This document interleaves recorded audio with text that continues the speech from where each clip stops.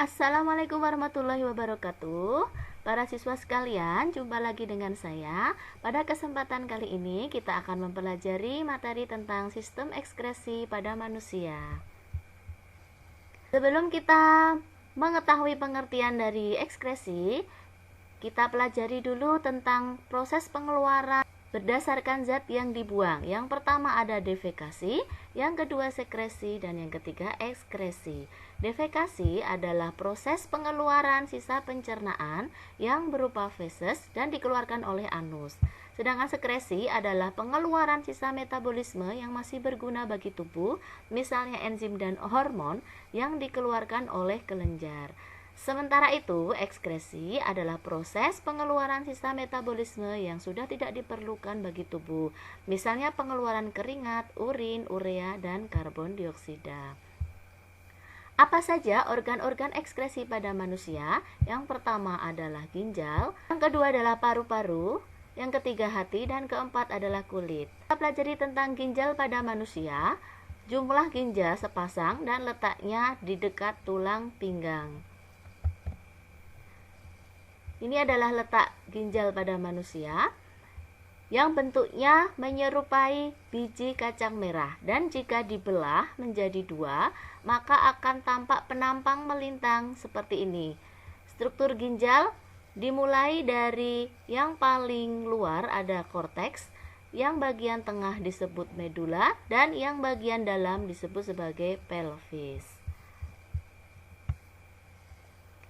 Nah, penampang korteks dalamnya tersusun atas beberapa nefron atau jutaan nefron yang menyusun ginjal.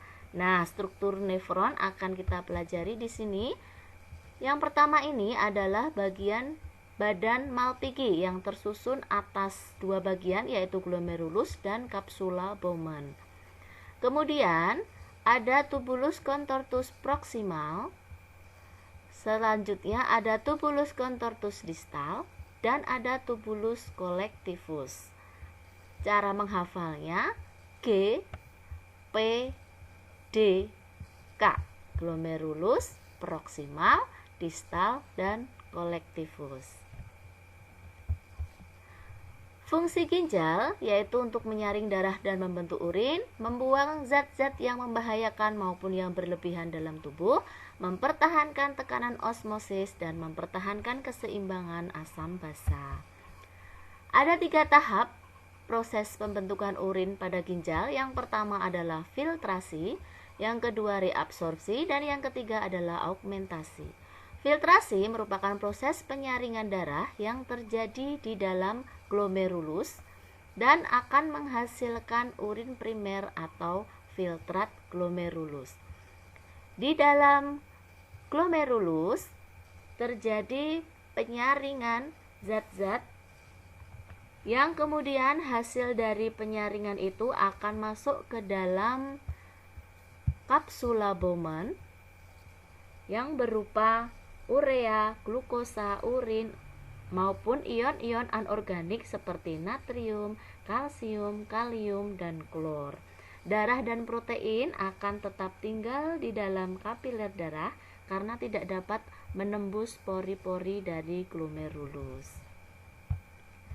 Selanjutnya, reabsorpsi, penyerapan kembali zat-zat yang diperlukan oleh tubuh seperti glukosa, air, asam amino, dan ion-ion anorganik.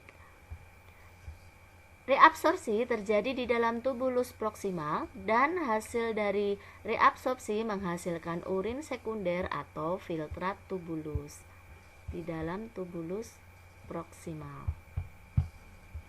Selanjutnya, augmentasi merupakan proses pemekatan atau penambahan urea dan zat sisa yang tidak dibutuhkan oleh tubuh. Proses ini terjadi di dalam tubulus distal dan menghasilkan urin sesungguhnya atau urin yang sebenarnya. Ini adalah proses filtrasi yang terjadi di dalam ginjal, tepatnya di dalam glomerulus.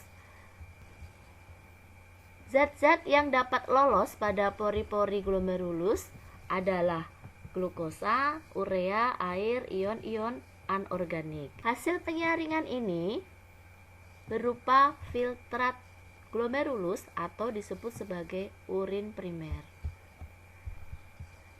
Setelah terjadi proses filtrasi, maka proses selanjutnya adalah proses reabsorpsi yang terjadi pada tubulus contortus distal yang menghasilkan urin sekunder.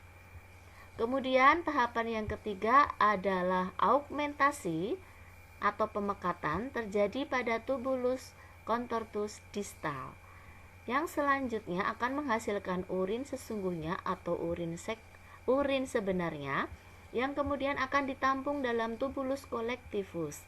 Selanjutnya, urin akan dikeluarkan melalui ureter yang kemudian akan masuk ke kantung kemih. Jika kantung kemih penuh, maka urin akan dikeluarkan melalui uretra.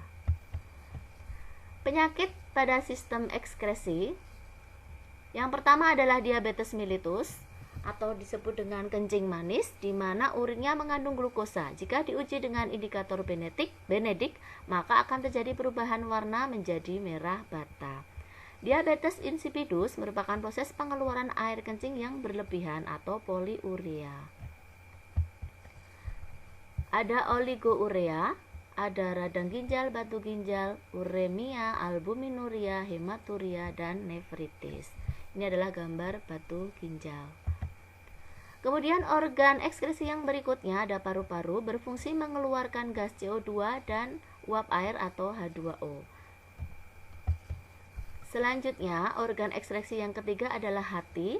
Hati sebagai alat sekresi karena menghasilkan garam empedu yang berfungsi mengemulsikan lemak.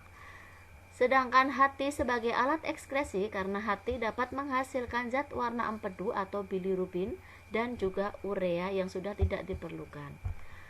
Fungsi hati selain sebagai alat pengeluaran yaitu menyimpan gula dalam bentuk glikogen, membuat fibrinogen, dan mengatur kadar gula dalam darah. Organ ekskresi yang keempat adalah kulit. Kulit sebagai alat ekskresi berfungsi untuk mengeluarkan keringat. Fungsi lainnya yaitu melindungi jaringan di bawahnya, mengatur suhu tubuh sebagai indera peraba, menyimpan kelebihan lemak, dan tempat pembentukan vitamin D dari provitamin D. Ini adalah penampang kulit. Dari paling atas disebut sebagai epidermis, bagian tengah dermis, dan bagian bawah adalah jaringan ikat bawah. Pada bagian dermis terdapat kelenjar sebasea atau kelenjar minyak yang berfungsi mengeluarkan minyak untuk membasahi rambut, sedangkan kelenjar keringat menghasilkan keringat yang akan keluar melalui pori-pori kulit. Sedangkan bagian yang paling bawah adalah jaringan ikat bawah yang mengandung jaringan lemak. Ini adalah gambar letak reseptor atau penerima rangsang pada kulit.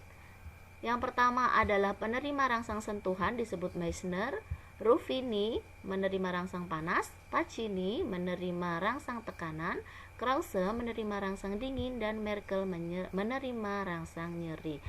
Kalian pelajari bentuk-bentuk dari reseptor pada kulit ini.